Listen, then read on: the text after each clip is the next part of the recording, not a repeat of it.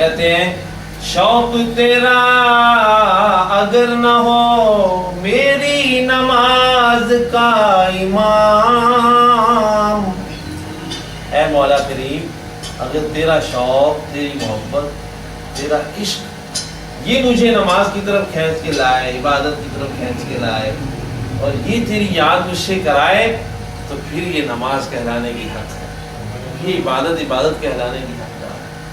شوق تیرا اگر نہ ہو میری نماز کا امام، میرا قیام بھی حجاب، میرا سجود بھی حجاب، تو پھر میرے قیام بھی غفلت ہے، پھر میرے سجود بھی غفلت ہے۔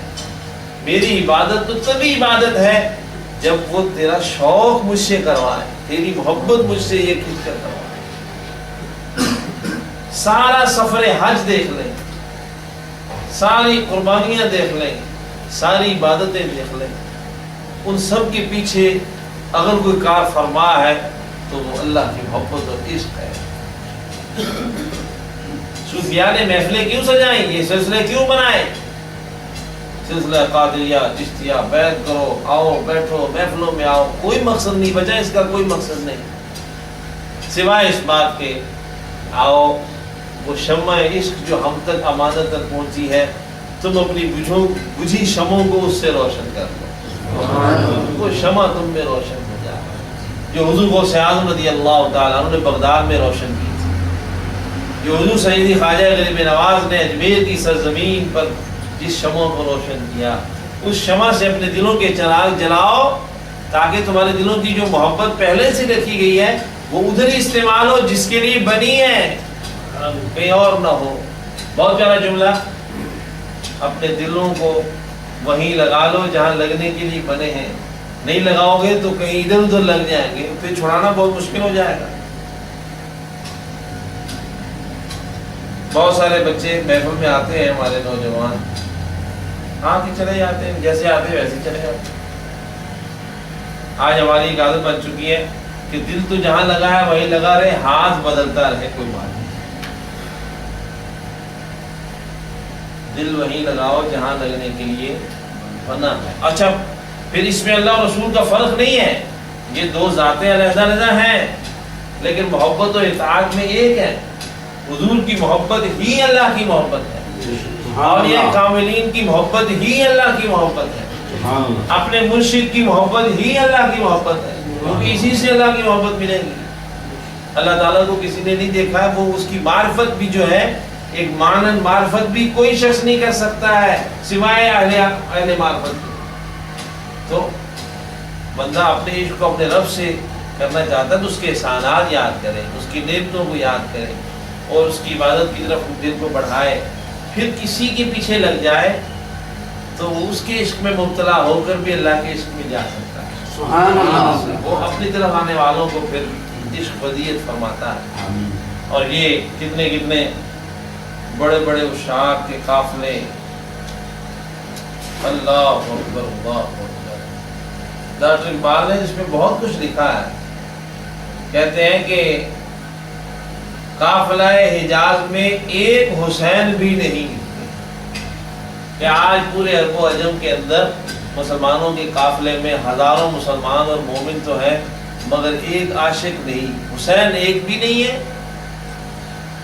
قافلہ حجاز میں ایک حسین بھی نہیں، گرچہ ہے تابدار ابھی گیسوئے دجلہ و فرات، دجلہ و فرات کے دریا تو ابھی بھی بھرے ہوئے اچھل اچھل کر کسی حسین کا انتظار کر رہے ہیں، مگر پورے قافلہ اسلامی میں ایک بھی حسین نہیں۔ اللہ اکبر۔ اور عشق کی مثال ڈاکٹر اقبال صاحب سمجھاتے ہیں، عقل و دل نگاہ کا مرشد اولی ہے عشق۔ عقل، دل، نگاہ، یہ تین چیزیں ہیں، جس کو یہ تین چیزیں سنبھالنا آ جائیں تو وہ کبھی نہیں بھٹکتا ہے۔ کون سی تین چیزیں؟ نگاہ. میں ایک بڑی پتہ کی بات کہہ رہا ہوں، شاید بہت عرصے بعد ملے گی کہیں کسی سے. عقل، دل، نگاہ، یہ تین راستے ہیں. آپ پورے جسم کو کہیں بھی لگا دو لیکن عقل، دل اور نگاہ پر کسی کا پہرا بٹھا دو، کسی کے عشق کا پہرا بٹھا دو تو باقی جسم کہیں بھی پھرتا رہے کچھ حرج نہیں ہوتی. یہ تین چیزیں جس کے ہاتھ میں آ گئی نا، یہ کسی کے ہاتھ میں دو، عقل، نگاہ، دل. دل تڑپے تو اسی کی محبت میں، عقل چلے تو اسی کے پیچھے، اور نگاہ اٹھے تو اسی کے تصور. اللہ اکبر. اس لیے ڈاکٹر باغ کہتے ہیں عقل و دل نگاہ کا مرشد اولی ہے عشق. عقل کا، نگاہ کا، دل کا پہلا مرشد عشق ہے. اگر تم نے ان تینوں چیزوں کو عشق کا مرید بنا دیا اور عشق کے پیچھے لگا دیا تو پھر منزل کیا ہوگی؟ اللہ اکبر. عشق نہ ہو تو شرع دی بت کدائے تصورا. اگر عشق نہ ہو پھر یہ عقل اپنے حساب سے چل رہی ہوتی ہے. کہتے ہیں میری عقل میں تو یہ آ رہی، میرے کو تو سمجھ میں نہیں آ رہی، میرے کو یہ بات سمجھ میں نہیں آ رہی.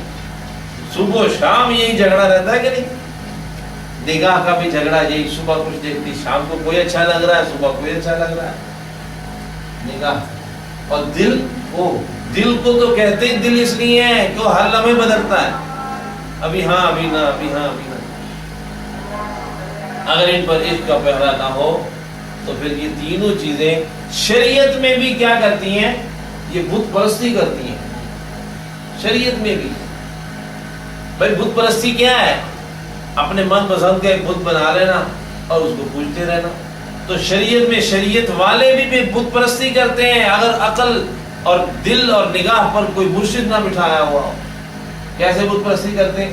وہ مسئلہ اپنی مرضی کے نکال دیتے ہیں، یہ جائز ہے، یہ ناجائز ہے، یہ میرے لیے جائز ہے، اس کے لیے ناجائز ہے، یہاں یہ ہیلا ہے، یا اپنی نفس پرستی پر وہ بت پرستی میں چلے جاتے ہیں، حالانکہ وہ شریعت کے لبادے میں ہوتے ہیں. لیکن راز کی بات ہے یہ صوفیات کہ تم تین چیزوں کو سنبھال لو، اپنی عقل، اپنی نظر، اپنے دل. ان تین باتوں کو کسی کے حوالے رکھو، اس پر کسی کے عشق کا پہرا دے کے رکھو تو پھر پورا جسم باقی کہیں بھی پھرتا رہے. میں ایک جملہ نہیں کہنا چاہ رہا، ریکارڈنگ ہے، اور کئی کچے دماغ میرے جیسے وہ بس کچھ اور ہی جا کے پھیلائیں گے. تو نے بڑی باتیں کہا کہ یہ تین چیزوں کا اگر کوئی مرشد بن جائے تو وہ بت کدے میں رہ کر بھی مومن ہوتا ہے. سبحان اللہ. اس کا ایمان ڈگمگاتا ہے.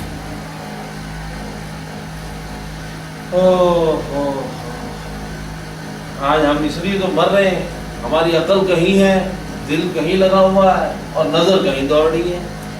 تو پھر دنیا میں کہیں امان گاہ نہیں ملے گی.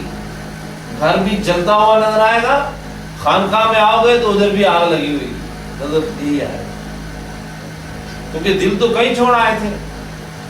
عقل عروج پر تھی، نگاہ کچھ اور تھی.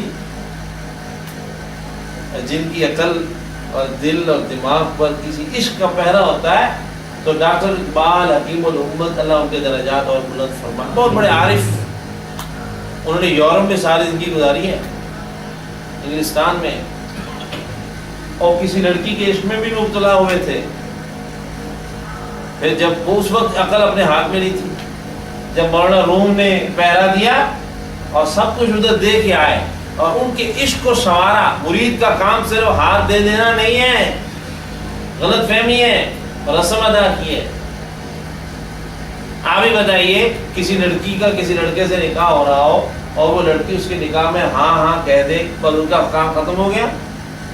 بولو، وہ سب تک رخصتی نہیں ہوگی، آگے پوری زندگی میں اطاعت بات سے دونوں جسموں کا چلنا، شادی کیسے کہلائے گی؟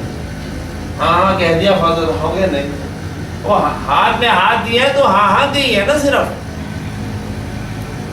اب بہت کام نہیں ہو تو ایک یہی کہ اپنے عقل، اپنی نگاہ اور اپنے دل پر اپنے مرشد کی اطاعت، اتباع، محبت، عشق کا پہرا، حضور کی محبت کے پہرے ہوں. کاش کہ وہ درجہ ملے. ہم تو سامنے جو نظر آ رہا ہے اس کا عشق نہیں بٹھا پا رہے, تو جن کو دیکھا نہیں ہے بن دیکھے عشق کرنے والے لوگ تو بڑے قدر والے. اللہ.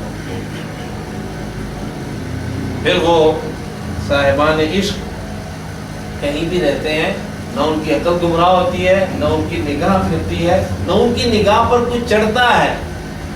اب میری نگاہوں میں جچتا نہیں کوئی. پھر وہ یہ کہتا جیسے میرے سرکار ہیں, بولو نگاہ میں چڑھ جاتا ہے. عقل دماغ میں ایک ہی بات چڑھی ہوئی ہے. اس کو اور ایک مثال سے سمجھیں.